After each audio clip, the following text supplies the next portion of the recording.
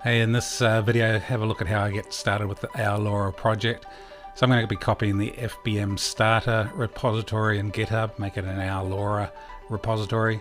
I'm also going to go over to Firebase, create the initial ourLora project in Firebase for all the back-end cloud services, and then finally have a quick look at the VSCode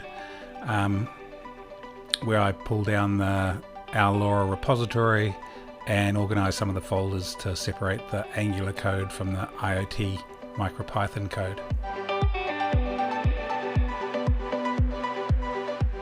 So first I'm going to my GitHub repository and my fbmStarter application. So this is just the basic starter I use for my Angular applications, which includes support for Firebase and the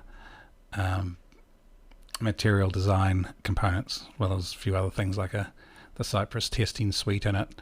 So I like to start things from this and then build on this for the actual application. So to do this, I'm going to say use this template, give my repository a name, make it public, and create the repository from the template.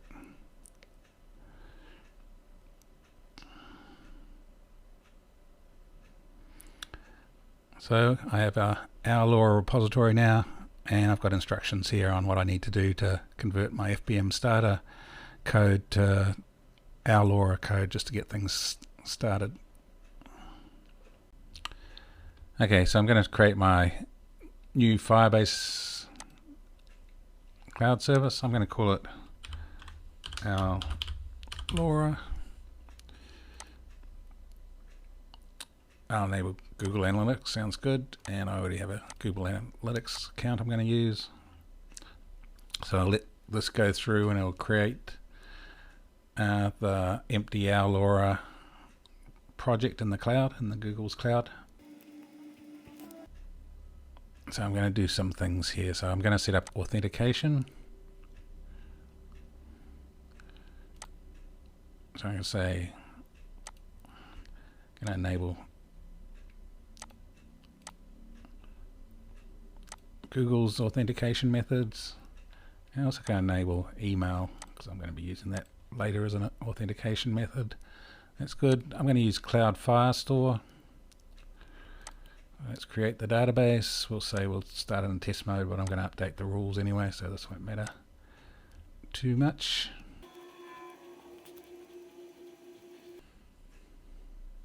Okay, so we've got an empty Cloud Firestore database. The other thing I want to do is create an application. So let's go to project settings.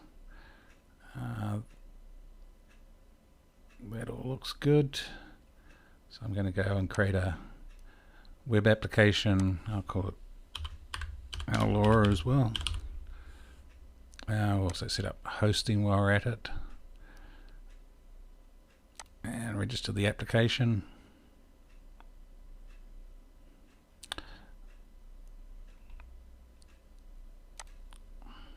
Okay, I've already installed Firebase tools,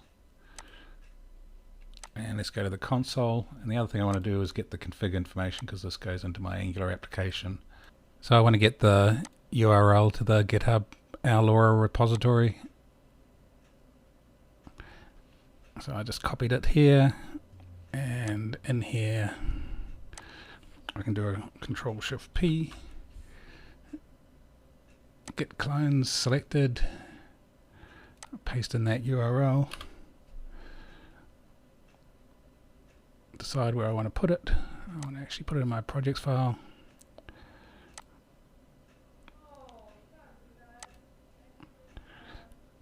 And there's our repository brought down to VSCode, ready to go.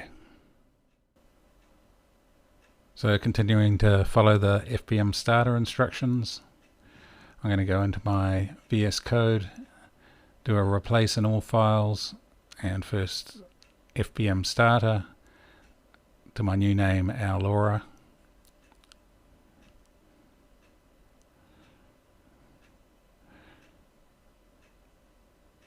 And then I'm going to do one more.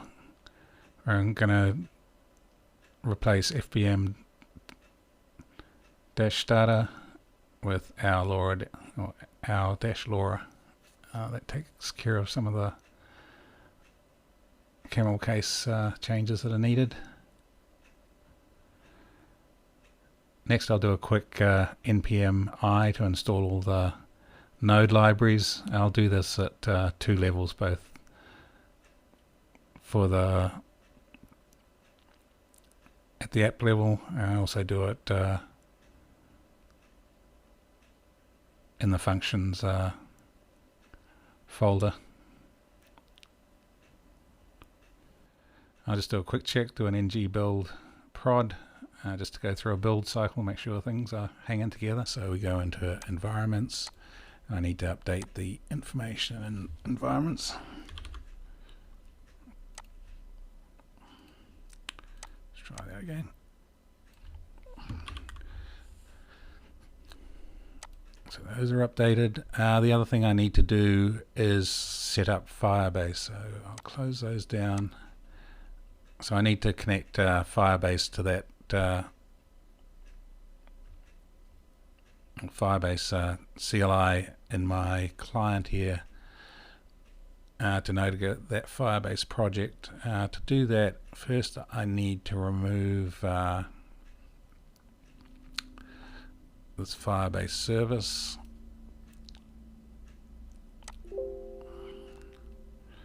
Because that's the one that came with fbmStarter. And then I need to go into Firebase. Let's get a list of projects that are out there just to make sure everything's connected up.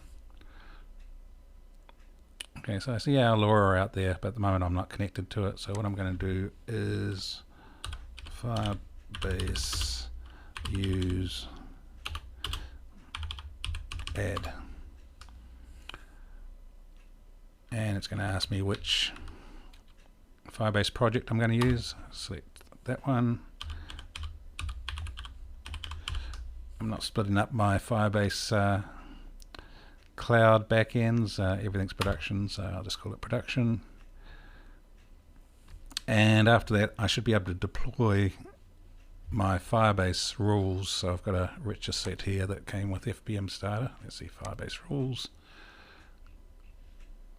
So they'll be able to better support my application. So let's do a Firebase deploy only Firestore rules.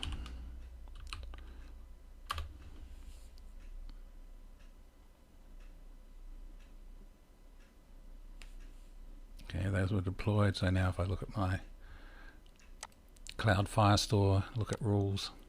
So I see those ones I just deployed are now active up on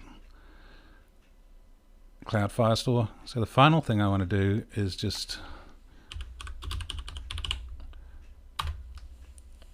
run my application on my client, connect to that back end, and I want to make my first user, which will be the administrative user. So I just need to do a little setup. Okay, so that's all running. So let me open up our client version here. We'll do a login. We'll say we're using Google. It's going to default to my current signed in user account. Okay, so we see we've managed to log in, but we're an inactive user. So this is a little bit of cleanup I need to do. So I'll go over to Cloud Firestore, look at the data. So now we have a users collection and the first user in there, which is the one I just created. So I just need to add a couple of fields. Add is activated, and that's is a boolean true. Okay, now I'm activated. It sees me there, but just activated me as a user. So I want to be this user to be the admin as well. So I'm going to do add the field is admin, also a boolean, add that one in. Now if I go over here, see they've also got the user menu management menu, which is what I need as an administrator. So the last few things I had to do in the ourLora project was I cleaned up the home page and the splash page, so you can see it here. Now it's just uses the big banner picture I already had, so all this I'll get cleaned up one more time before I finish the project, but it's a good stand-in for now for the home page. Also did the same thing with the about box. If we look at about, it ties a bit more to the ourLora project. Also made this ourLora logo. Again, I may clean that up before I'm finished, but it's a good stand-in for what I'm going to want. Some of the other things I needed to do was create manifest images. I just used a online program to do that, to make a variety of manifest images. Brought the images into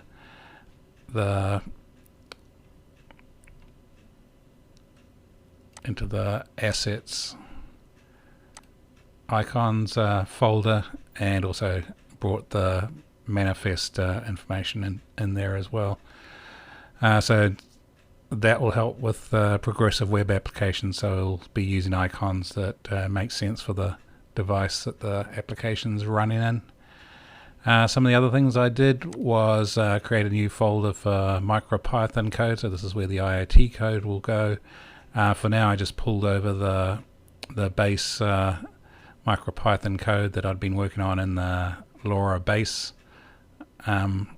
project, proof of concept project. So I've got my basic helper functions, the main and the config ready to go in there to start adding in the codes that's specific to a ourLora boat monitor. One other thing I had to do is set up PyMaker and just point the sync file folder at that MicroPython folder that I made here. So I think this is pretty much ready to go to start actually developing the ourLora specific code. I've sort of got the basics in place and can start creating the actual functionality I need. Also got started on doing some power tests on the device I'm going to use. So I documented all that back in this LupinBase repository, SummervilleDA LupinBase. I'm still working through it, but basically setting up for 4 different scenarios. One thing I'm looking to do is probably change to using the PyTrack 2 board as the base for my Lopi board. It already has GPS on it, so that's probably going to end up being the expansion board that I use to host the Lopi 4 board. You'll also see out here it shows the various data I've collected about power usage for those various boards and scenarios. Still a work in progress, should be finished in a week or so on getting all those recorded, but I'll put all the details in here along with some information about just raw current measurements I make just to sort of sanity check some of the results I get by doing these long running tests. But the goal is I want to have the LoRaWAN node that's my boat monitor be able to run for a few months on a rechargeable battery. Probably never need to do that because it's also going to be charged plugged into my boat battery, which is connected to a solar power collector as well, so I can't see it being out of power at any time, but it's just nice if it I can feel like it can run for multiple months without having power connected and still be sending results back. So that's what these power measurements and this document will tell us.